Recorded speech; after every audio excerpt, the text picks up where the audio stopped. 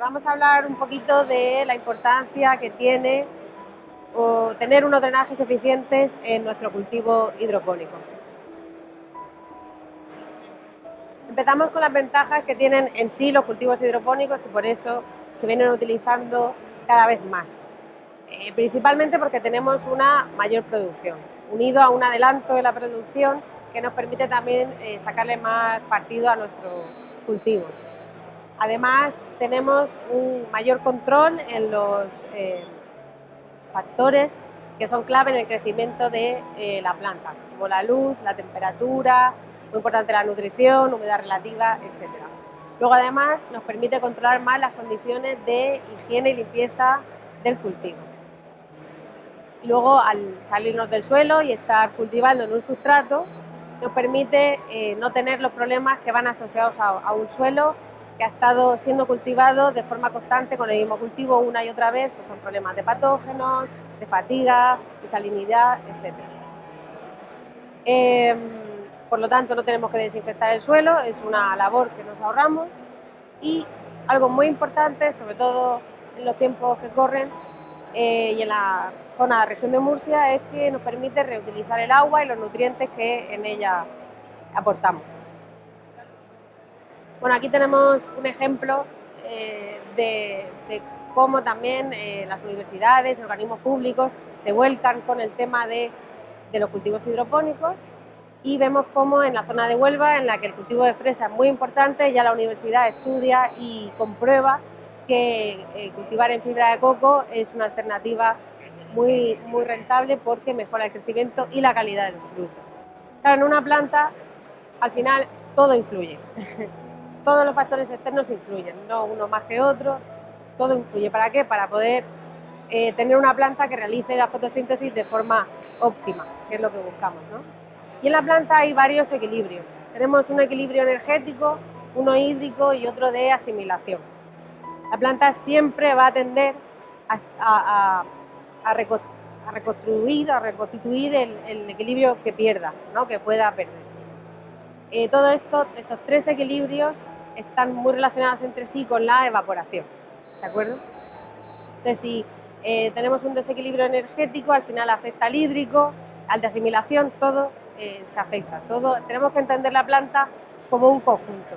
Aquí tenemos un gráfico de cómo más luz, más temperatura afecta al crecimiento de la planta, que puede ser más vegetativo o más generativo, que no nos interesa, ¿no? Lo que nos interesa es que esté equilibrada y produzca de forma óptima. Esto nos lleva a fijarnos en la zona radicular. La zona radicular es una zona primordial en la planta, ya que a partir de ella es de donde va a tomar sus nutrientes, y si esa zona está mal, pues lo primero que vamos a tener es un problema nutricional y la planta va a tener un menor crecimiento. Además se va a debilitar y por lo tanto va a ser más fácil que las plagas y patógenos la ataquen.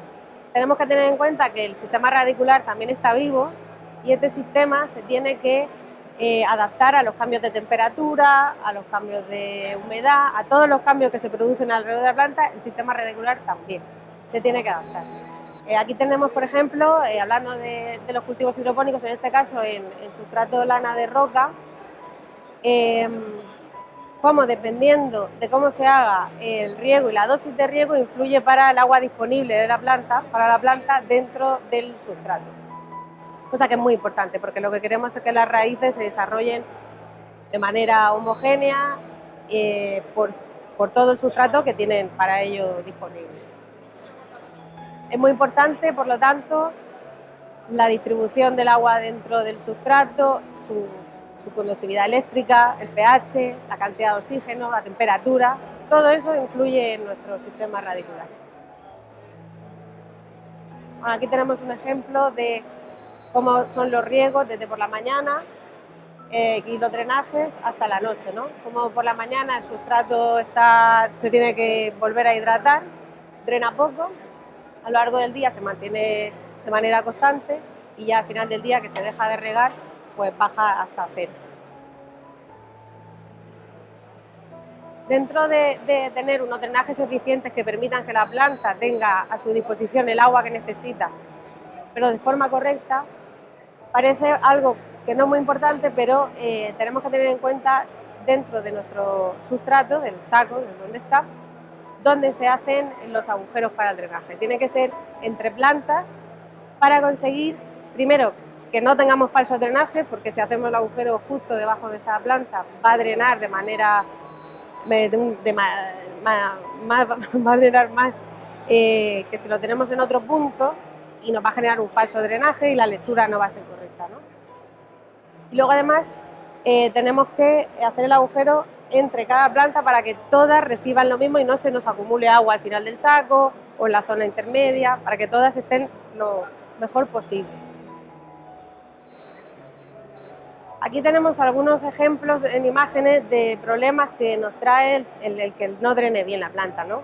Se salen las raíces del saco, están en contacto con los drenajes, son foco de infección, de cualquier patógeno que haya en el ambiente o en el propio sustrato, y todo esto hace que el entorno de la zona radicular no sea el óptimo.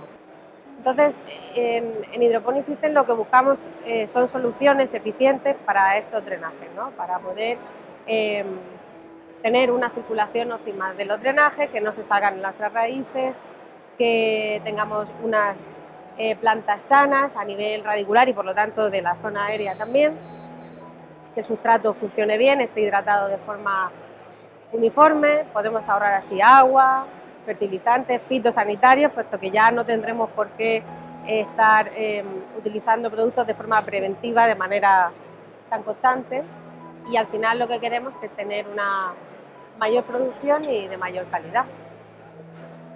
Hay distintos sistemas, este sistema es el más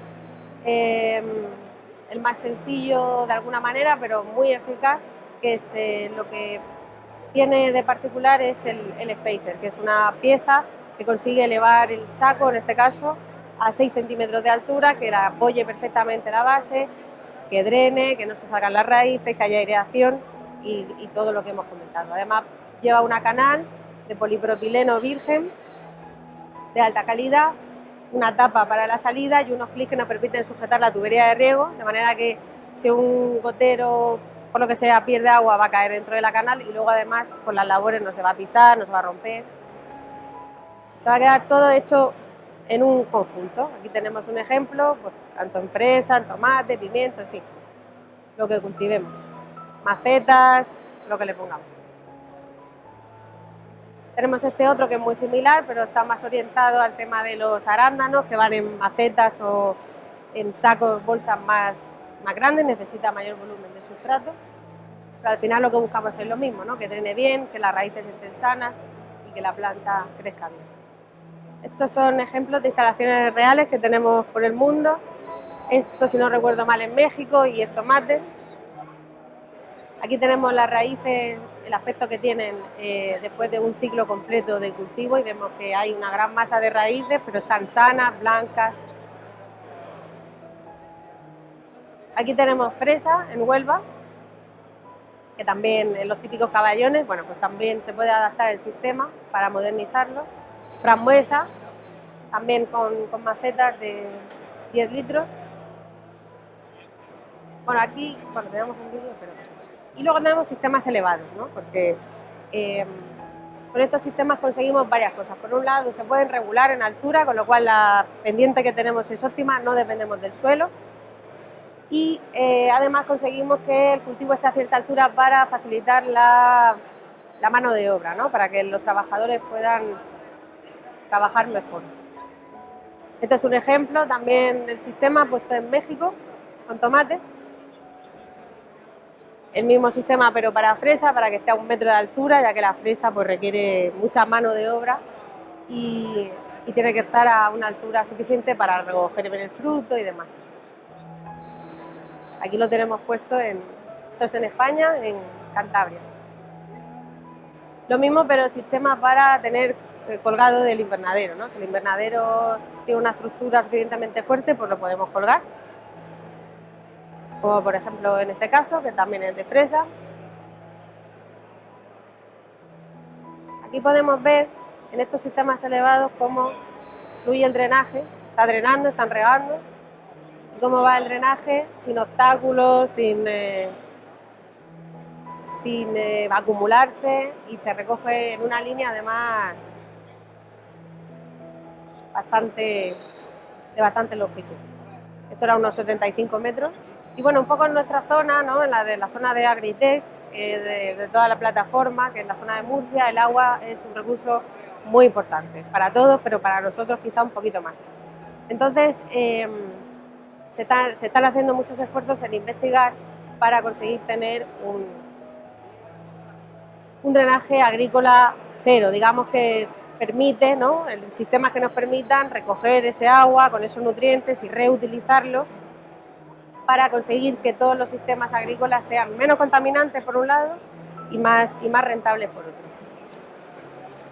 Ejemplo, tenemos a Vicente Martínez, que es un colaborador de Agritech, con un trabajo de investigación que se llama Smart Water. Nosotros tenemos allí puestos nuestros sistemas, y ellos ahí, junto con sistemas informáticos de control de riego y demás, pues investigan cómo conseguir que el riego sea lo más inteligente posible para darle a la planta lo que necesita, cuando lo necesita, para conseguir el máximo de la planta y el máximo también del agua, que es muy necesario. Y muchas gracias.